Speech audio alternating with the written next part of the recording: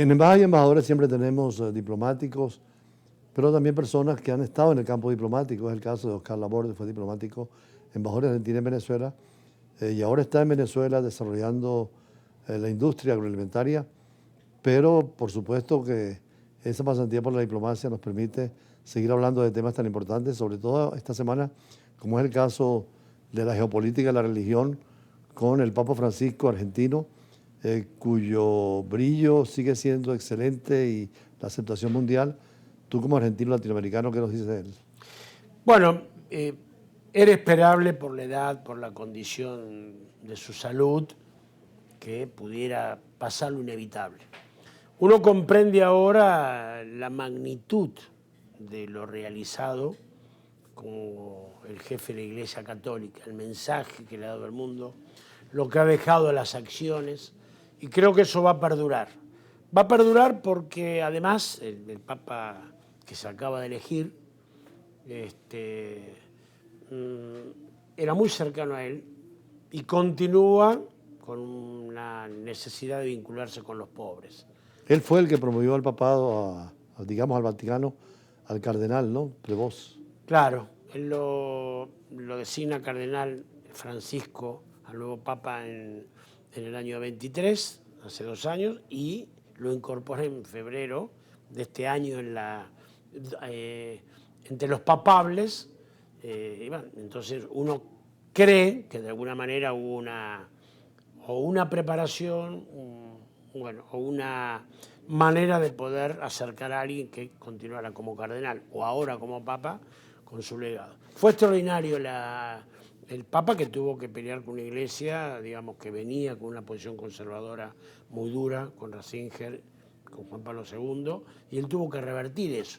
Una iglesia que también estaba perdiendo adeptos, ¿no? Porque esa posición dura, demasiado ortodoxa, lo alejaba de las nuevas camadas. Y había una situación donde en América Latina los evangélicos estaban realmente ganándole terreno, y bueno, y la iglesia se había alejado de alguna manera de lo popular, del pueblo, ¿no? El perfil del cristianismo en Argentina cambia de antes y después del Papa. Siempre la Iglesia Católica en la Argentina tuvo vertientes, como en muchos lugares. Claro, la opción por los pobres tenía mucha fuerza en los 70, 80. Los jesuitas, que digamos, el Papa Francisco viene de procedencia jesuita, convive también con otras líneas, digamos, católicas como el Opus Dei, una posición de derecha, podríamos decir, más tradicional. Entonces, la iglesia es, digamos, es heterogénea.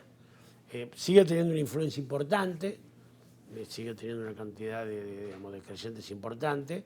Y sí, claro, por supuesto que haya un papa argentino lo ha revitalizado, ¿no? Ese acercamiento y ese seguimiento a la iglesia, ¿no? Hubo un antes y un después, claramente. Yo creo que en el mundo, a mí me parece que en el mundo hay un antes y un después de Francisco, en la política, en el mensaje y, por supuesto, claramente, en el catolicismo. En Argentina, si hiciéramos una anatomía de las religiones, ¿cómo estarían las religiones tradicionales, las grandes religiones, las pequeñas y las aborígenes? Sí, la Iglesia Católica, por lo que, digamos, las investigaciones, censos dan que tiene un 50%, un 55% de la gente es católica. Ha crecido mucho los evangélicos, que serán un 20%. Hay 20% de ateos y el resto de las religiones. El judaísmo digamos, no tiene gran cantidad, no lo tiene el mundo, pero sí tiene mucho peso, ¿no? Y las religiones de los originarios prácticamente no han perdurado. Recordamos que en Argentina no eran tan fuertes como las tradicionales, como los incas, como los mayas, como los aztecas, como los aymaras, ¿no? Como los quichua. En Argentina no hubo formaciones tribales, formaciones originarias de tanto peso, de tanta estructura, ¿no? El Papa Pablo VI insistió en solución pacífica de controversias y Argentina estuvo a punto de una guerra con Chile por el canal de Beagle. ¿Qué intríngulis hay allí?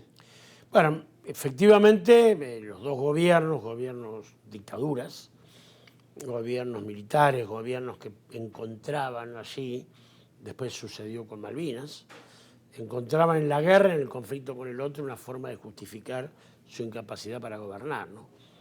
Entonces ahí el Papa envió a Salomé, que mandó un interlocutor, que fue realmente el que salvó la guerra. Realmente se le debe a la Iglesia, al papado, y, bueno, y esta intermediación se le ¿Quién era debe. Salomé?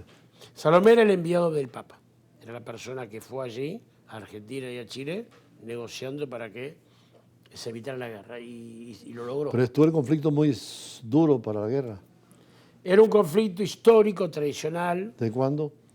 y desde siempre, porque cómo se dividen los límites con Chile, que justamente esos límites se dan en la cordillera, con lo cual es muy difícil trazar una línea como uno pudiera hacer con un río o con algún accidente geográfico o con una raya, ahí es muy complicado, ¿no? No sé, digamos, las altas cumbres, las que dividen, en fin, hay toda una complejidad que después se soluciona con un acuerdo que se hizo determinando en los lugares conflictivos, pero siempre históricamente hay una disputa ahí entre Chile y Argentina, en realidad por la Patagonia, en fin, por muchas islas que están justamente al sur del continente, pero bueno, esta intermediación de la Iglesia por lo menos evitó una posibilidad muy cierta de conflicto. No se ha vuelto a discutir más ese tema por ahora. Pero vamos a un corte porque tenemos compromisos comerciales y regresamos para hablar también de un tema que nos importa mucho a los venezolanos, como es las Malvinas. Porque estamos en la misma línea de reclamar un territorio que es nuestro y que los ingleses arrebataron menos fuerte que ustedes, pero en el caso de Malvinas fue militar y aquí una especie de conquista permanente. Ya regresamos.